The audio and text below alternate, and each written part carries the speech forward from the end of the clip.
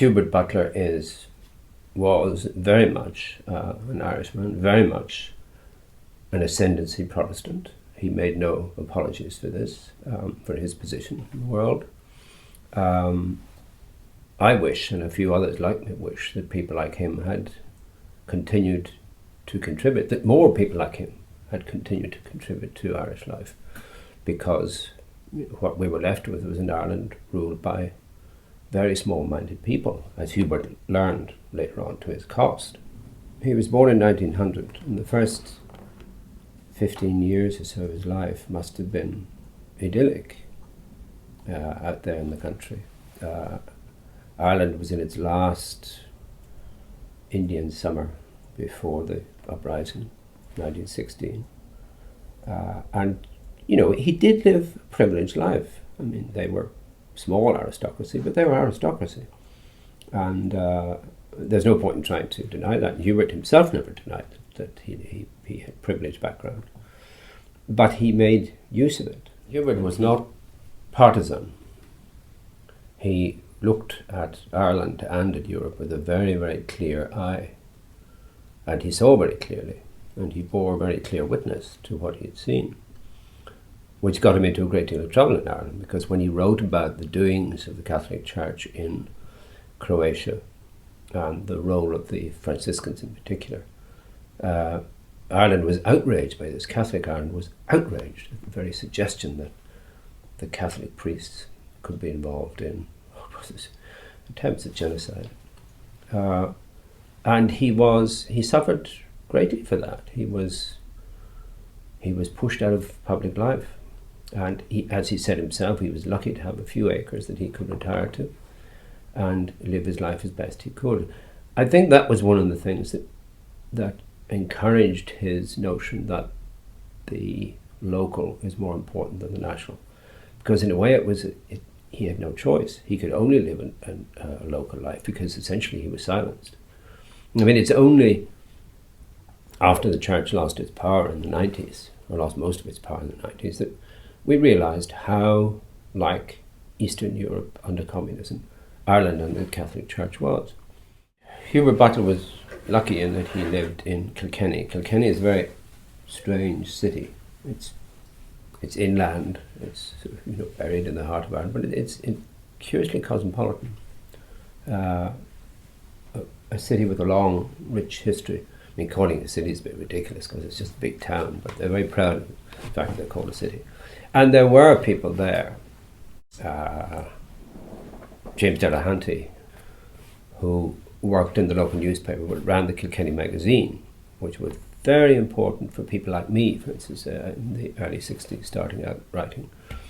And it was very important for Hubert as well. So there were people, there were archaeologists, there were historians, but in those days, as in Eastern Europe, you had to keep your head down. If you put it too high above the parapets, you got it lopped off. The church was, as I've said, a power structure, and it was holding on to its power very jealously. And it did not take kindly to people like Hubert Butler trying to make people think. I think that Hubert Butler is extremely topical. He's extremely relevant to our time, not only in Ireland but abroad. He should be seen as a major Irish writer, I think. And he's not. Now, part of the difficulty is the Anglo-Irishness, not being the English thinking he was Irish, the Irish thinking he was English. And allied to that was that he did really believe that the local was the important life to lead. But of course he was a national figure as well, whether he liked it or not.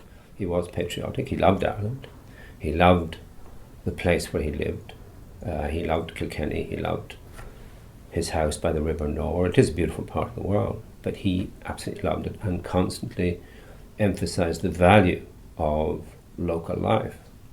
And in a way, it's a simple message. If we all did a little bit of good in our own area, if everybody in the world did a little bit of good in their own area, the world would be transformed overnight. Of course, it's not going to happen. But it's still it's still absolutely necessary that people like Hubert Butler should keep reiterating that simple fact. He has a very fancy prose style, but it doesn't look fancy. It's beautifully worked. It's worked to the point where it looks like simplicity, but it's a laboured over simplicity. But you don't see the labour, and that's a large part of its artistry. His was an unusual voice in Ireland in that he was never earnest. There was always that little bit of wit behind it. There was always a little bit of humour, that sceptical stance, that loving but sceptical stance toward Ireland and toward Europe as well. I would dearly like to read Hubert on our present predicament in Ireland. I would dearly love to have read him during the Celtic Tiger years. He would have been a wise voice. Of course we wouldn't have listened to him, because we were all having such a wonderful wild party with all this non-existent money. But it would have been marvellous to read Hubert on. He would have been so funny, and so it would have brought out the best of his wit, I think, and the best of his lamentation for the stupidity of human beings. If he had privilege, he paid for it. He paid for it in return. His writings, his activities, and we mustn't forget his work in the county library system in the 1920s, because the county library system was one of the great civilizing influences in Ireland. I remember when I was growing up in the 1950s, early 1960s in Wexford, the county library was my haven. That's where I went to live. My mind lived when I went to the county library. And Hubert and others were, they gave us a legacy that was priceless.